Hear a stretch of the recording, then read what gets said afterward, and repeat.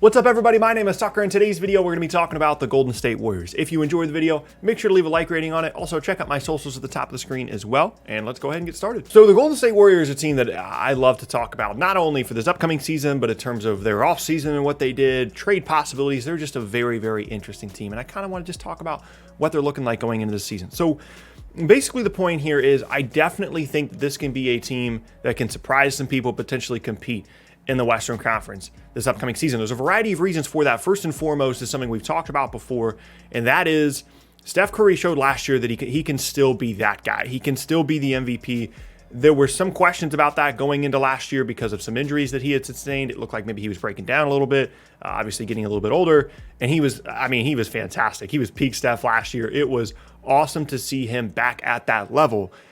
And there's only a handful of teams that have a guy like that you can just run someone like Steph out there with some decent NBA players and be a really good basketball team. And they have the opportunity to put out more than just a handful of decent NBA players this upcoming season. That Steph MVP level effect cannot be overstated. The other point here, of course, is the return of Klay Thompson. And I am hoping against everything that Klay Thompson comes back and is exactly how we remember him. As unrealistic as that expectation might be due to multiple lower leg injuries, one on each leg, I believe, that might be an unrealistic expectation, but I want that back. I want the Splash Brothers back. I want Klay Thompson to be able to play basketball again and to be the best shooter, one of the best shooters in the league, a great two-way player.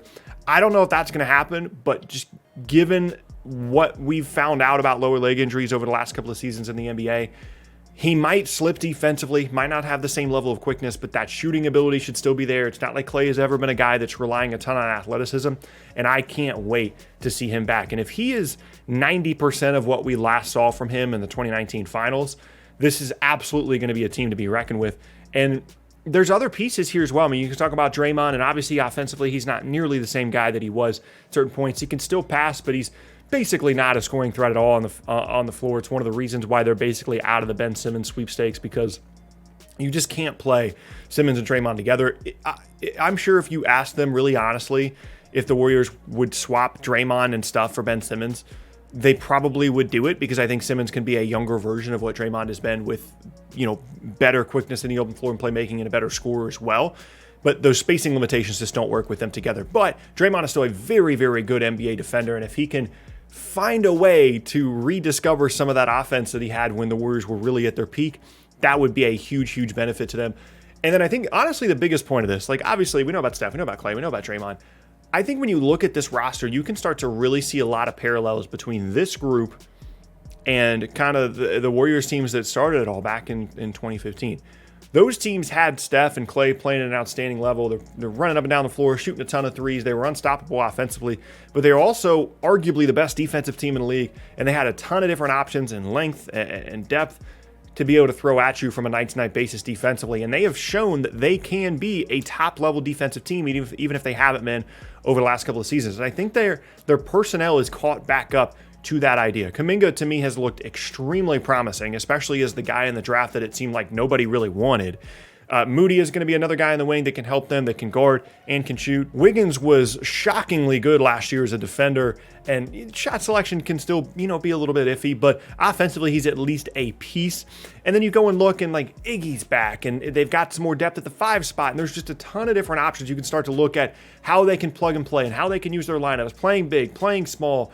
Again, once this team pivoted towards we're going to go and get Kevin Durant, they gave up so much of their depth. Obviously, it was worth it. Arguably the greatest team of all time. However, some of those things that they lost when they went out and got Kevin Durant, they have since regained by, some of the guys they brought in the draft and otherwise. One more point here on the personnel before we get to some of the potential trade, roster movement things, is James Weissman. It's possible that we are all just forgetting about Weissman because, frankly, it wasn't a good rookie season from him, especially when you see Anthony Edwards playing well for Minnesota. You see LaMelo Ball taking the league by storm in certain ways. And then there's James Weissman, who not only struggled defensively when he did play, but then once he got hurt, the Warriors kind of took off. They were much better defensively, and the run that they made towards the end of the year was almost entirely without James Weissman playing any basketball, which is a concern for someone that you invested the second overall pick in and drafted in front of guys like LaMelo Ball.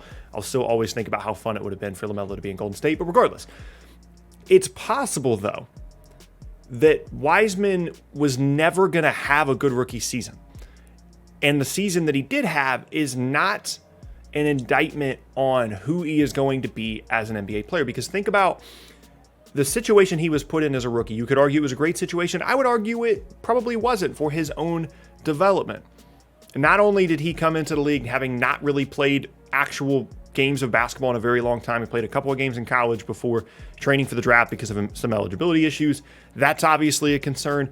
But then he's asked to do things in Golden State that no other rookie drafted early on in that draft was asked to do. He was asked to make winning plays on a consistent basis and to guard consistently. Otherwise, he wasn't going to see the floor. The Warriors were not going to sit around and wait on James Weissman to screw up for 50 games and then finally figure out how to guard. He was the expectations that were put on him in terms of his contribution to winning were so much higher than any other rookie drafted early on in that class. And as a result, one, it probably hindered his development, but two, he was never going to look as good as any of the other guys, whether it be statistically or otherwise, because he just wasn't going to get the same level of opportunities for a team that's trying to make the postseason and ultimately, made the play-in game. And two, is just not in a situation that's conducive to everybody getting all excited about you as a rookie. However, the talent was there, especially offensively. This guy would make some crazy moves, the athleticism, the body control, the fluidity, it was all there, but he has to figure out how to guard. You can't put big men on the floor anymore that are unable to guard. If you can't protect the rim, if you can't guard in ball screens, you are basically useless as a starting level big in the NBA.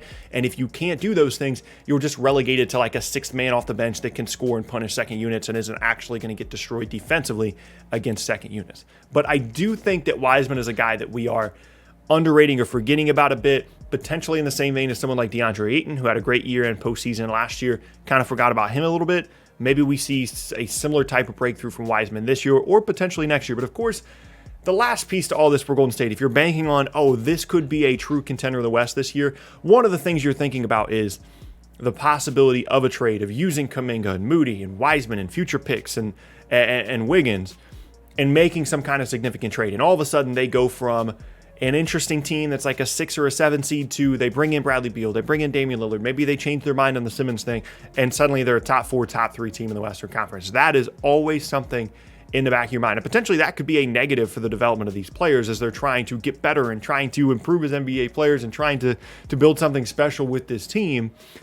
And there's constantly trade rumors hanging over them. That's obviously not an outstanding situation for them to be in, but the different options that Golden State has are certainly a huge benefit to them. And I think that's the theme of this season for Golden State, is they have the high-level talent. They have Steph. Hopefully Klay comes back healthy.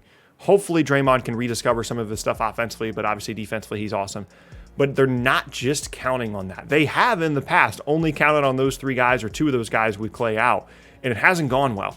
But they have different options, whether it be offensively and defensively actually on the court with some of the young guys, or in terms of being able to shake up and change the roster. Now, as we learned last year, there's always going to be a ton of unpredictability. And I had some of these thoughts last year about Golden State, and they certainly did not follow through on them. Of course, the Klay Thompson injury certainly didn't help.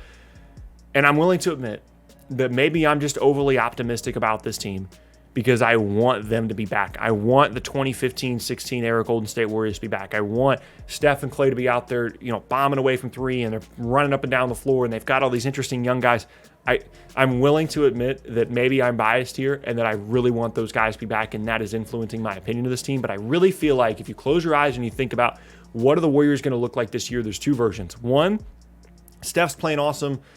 Klay's recovering once he comes back after Christmas. The young guys are figuring out, they're guarding, they're shooting well, the spacing is better. Or they make a trade and then they've got almost like a Brooklyn level group of stars, assuming Klay comes back fully healthy, there in Golden State. And either of those options are good. Now, there's obviously negatives with Klay potentially not coming back fully healthy, Draymond continuing to slip, maybe Steph gets injured, things like that. Of course, you can focus on the negative if you want to. I'm choosing to focus on the positive for Golden State because I think that's much more exciting, that's much more interesting, and that's much, much better for the league if the Warriors are good, and not in a villainous capacity, but in one in which everybody is excited about kind of the old days of Golden State returning. And I'm hoping we get that this season. But that is going to be the end of today's video, and I thank you guys very much for watching. Once again, my name is Tucker. If you missed any of my previous videos, check out the boxes on screen. Also, check out my socials at the top of the screen as well. Leave a like rating on it if you enjoyed it. And yeah, hope you guys have an awesome rest of your day, and I will see you all next time.